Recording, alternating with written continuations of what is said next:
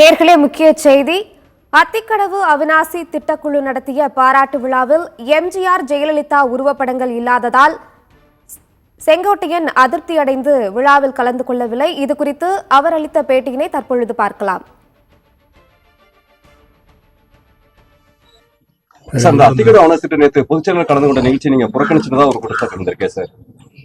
என்னை பொறுத்தவரையிலும் அத்திக்கடவு அவனாசி திட்டத்தில் ஏற்பாடு செய்திருக்கிற குழுவை சார்ந்தவர்கள் 3 நாட்களுக்கு முன்னாலே என்னை சந்தித்தார்கள்.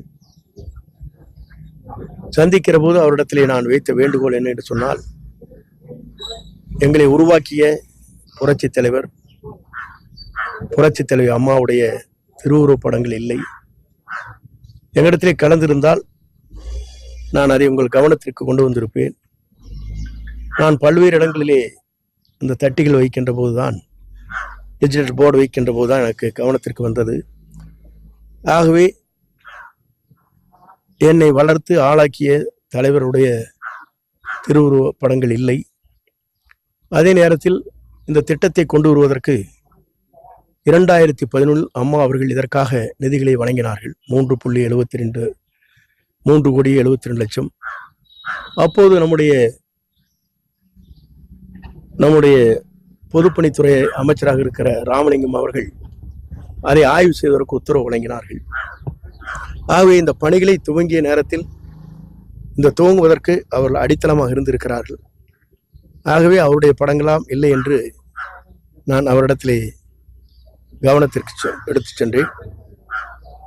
நான் புறக்கணிக்கவில்லை, அங்கே செல்லவில்லையே தவிர இதை கவனத்திற்கு அந்த அத்திக்கடவு அவனாசி திட்டத்தினுடைய அந்த கூட்டுக்குழுவிற்கு அன்றைய வருகை தருகிற போதே அது அவருடைய கவனத்திற்கு நான் சொல்லி இருக்கிறேன். இல்ல அது சொல்லியாச்சு, அவ்வளவுதான் முடிச்சு. அப்புறம் அதுக்கு மேல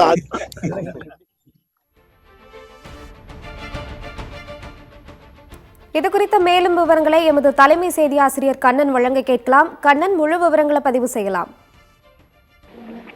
ரித்திகா, நேற்று கோவையில் நடைபெற்ற அத்திக்கடவு அவிநாசி திட்டத்தை நிறைவேற்றியதற்காக எடப்பாடி பழனிசாமிக்கு நடைபெற்ற பாராட்டு விழாவில் அந்த கொங்கு மண்டலத்தின் முக்கிய தலைவரான செங்கோட்டையன் பங்கேற்கவில்லை.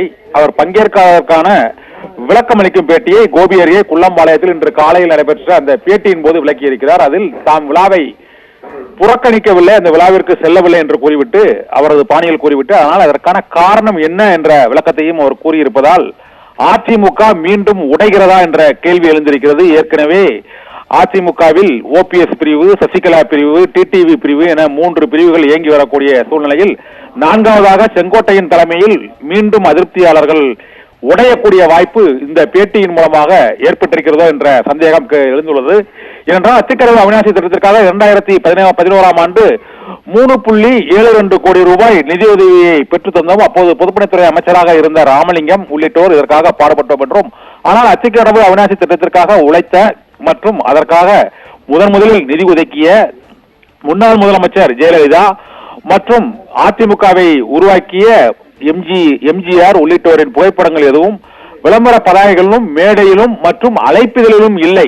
இந்த அத்திக்கடவு அவிநாசி திட்ட பாராட்டு விழா அழைப்பிதழிலும் எம்ஜிஆர் ஜெயலலிதா படங்கள் இல்லை.